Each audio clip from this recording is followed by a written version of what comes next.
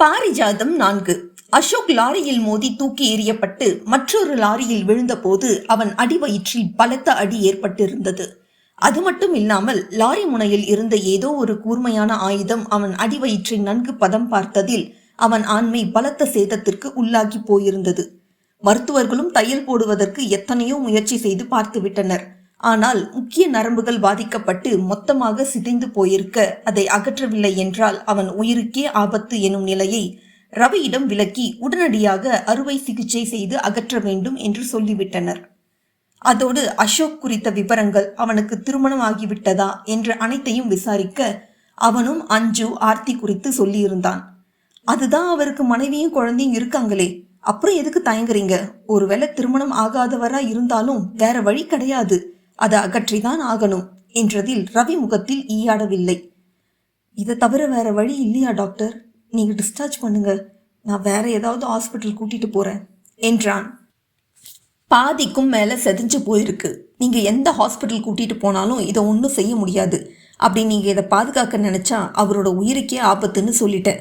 பலமான அடி, எங்க போய் எப்படி விழுந்தாருன்னு தெரியல. கொஞ்சம் கவனமா இருந்திருந்தா இதை தவிர்த்திருக்கலாம்.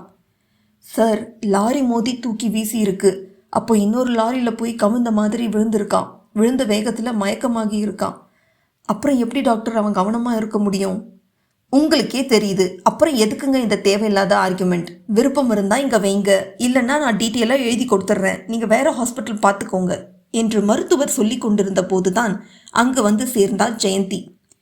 என் புள்ள எப்படி இருக்கான் ரவி என்று பதைத்து போய் கேட்க அவனோ கையில் கொடுக்கப்பட்டிருந்த படிவத்தோடு பேய் அறைந்தது போல நின்றிருந்தான்.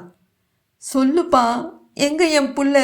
அவனுக்கு ஒன்றும் இல்லையே, நல்லா தானே இருக்கான், டாக்டர் என்ன சொன்னாங்க என்று கேட்க அவனும் கையெழுத்திட சொல்லி கொடுத்த படிவத்தை அவரிடம் கொடுத்து, இதில் கையெழுத்து போடுங்கம்மா என்றான்.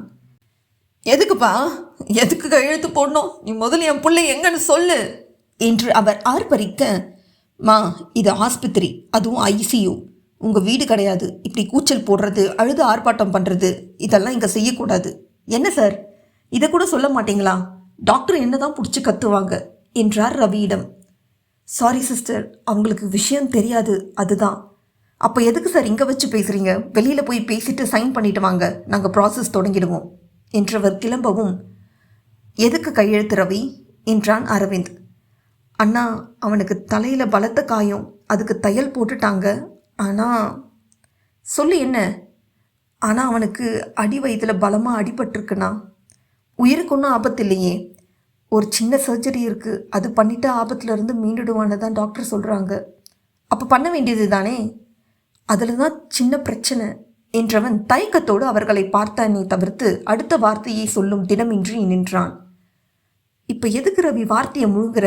என்ன பிரச்சனைன்னு சொல்லு என்றான் அரவிந்த்.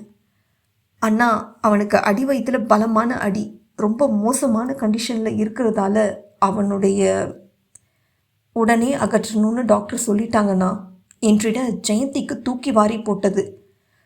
என்னடா சொன்ன என்று ரவியை கண்ணீரோடு பார்க்க, ஆமாம்மா, வேற வழியே இல்லை, மோசமாக செதஞ்சு போயிருக்கிறதால தையல் போடவோ வேற ட்ரீட்மெண்ட் கொடுக்கவோ முடியாத நிலைமை, மொத்தமாக வெட்டி எடுத்துடணும்னு சொல்லிட்டாங்க என்றான் வேதனை தாளாது கனத்த குரலில். நெஞ்சம் வெதும்ப ஓவென கேவல் வெடித்து கிளம்பியது ஜெயந்தியிடம். அரவிந்த் அஸ்வினுக்குமே அதை ஏற்க சில நிமிடங்கள் பிடித்தது. ஆனால் முதலில் மீண்ட அரவிந்திற்கு ஆடிய ஆட்டத்திற்கு ஆண்டவன் அசோக்கிற்கு சரியான தண்டனை அளித்திருப்பதாகவே தோன்ற அதை ஜெயந்தியிடமும் சொன்னான். கடவுள் இருக்கார், அதுதான் உன் மகன் ஆடின ஆட்டத்துக்கு ஒட்டு மொத்தமாக சேர்த்து இப்படி ஒரு மரண அடியை கொடுத்துருக்கார். அஞ்சுவுக்கு செஞ்ச பாவத்துக்கு அப்பாவையும் உன்னையும் காணக்கூடாத காட்சியை பார்க்க வச்சதுக்கு மொத்தமாக அவன் உயிரை எடுத்திருந்தா கூட வலி இருந்திருக்காது. ஆனால் இது காலம் முழுக்க அவனுக்கு வலி. அரசன் அன்று கொள்வான், தெய்வம் நின்று கொள்ளும்னு சொல்லுவாங்க. ஆனால் உன் மகனோட அராஜகத்தை தெய்வத்தாலேயே பொறுக்க முடியல போல. அசிங்கமே இல்லாமல் அந்த பொண்ணோட அவன் கூத்தடிச்சது, அன்னைக்கு செஞ்ச துரோகம், இதெல்லாத்துக்கும் சேர்த்து வச்சு கொடுத்துருக்கார் என்ற அஸ்வின். ஏம்மா, அன்னைக்கு பெருசாக அன்னிக்கிட்ட என் புள்ள ஆம்பளை 1000 பேரை வச்சுப்பான்னு கர்வமாக சொன்னியே, இன்னைக்கு அவனுக்கு அதுக்கான அடையாளமே இருக்க போகிறதில்ல. எங்க இப்போ சொல்லு பார்க்கலாம் அதே வார்த்தையே என்று கேட்க ஜெயந்தியின் அழுகை இன்னுமே அதிகரித்தது. வீட்டுக்கு வந்த மகாலட்சுமியோட கண்ணீர் நம்மளை சும்மா விடாது, 7 ஜென்மத்துக்கும் துரத்துன்னு சொன்னேன். உன் மகன் கேட்டானா? அஞ்சு அழறத பார்க்க முடியல. ஒருவேளை தப்பு பண்ணியிருந்தா உண்மையை ஒத்துக்கிட்டு மன்னிப்பு கேளுன்னு எவ்வளவோ சொன்னேன். ஆனால் அதெல்லாம் கொஞ்சம் கூட அவன் மண்டையில் ஏறவே இல்லை. எவ்வளோ ஒருத்திக்காக தங்கமான பொண்ணோட அருமை தெரியாம குப்பையா நினைச்சான். இப்ப அவனே குப்பையா கிடக்குறான் என்று ஆற்றாமையில் வெடித்தான் அரவிந்த். அவன் கெட்ட நேரம் இப்படியெல்லாம் ஆட்டி படைச்சிடுச்சுடா என்று மகனுக்காக வக்காலத்து வாங்கி சப்பக்கட்டு கட்ட முயன்றவர் அவனுக்கு அறுவை சிகிச்சை செய்ய ஒப்புக்கொள்ளவே இல்லை. மேலும் 3 மணி நேரம் கழிந்த நிலையில், இப்ப எதுக்கு தேவையில்லாம பேசிக்கிட்டு இருக்க? அதுதான் டாக்டர் தெளிவா சொல்றாங்களே, அதை எடுத்தாதான் உன் மகன் உயிர் வாழ முடியுமா, இல்லைன்னா என்று முடிக்கும் முன்னமே 2 கரங்களால் காதை பொத்தி கொண்டவர், சொல்லாத, திரும்ப திரும்ப அதை சொல்லாத, எனக்கு நெஞ்சே வெடிச்சிடும் போல இருக்கு. சீராட்டி பாராட்டி வளர்த்த என் மகனை என்னால அந்த நிலைமையில பார்க்க முடியாது சாமி என்று சிறு குழந்தையாக தேம்பி அழுதார்.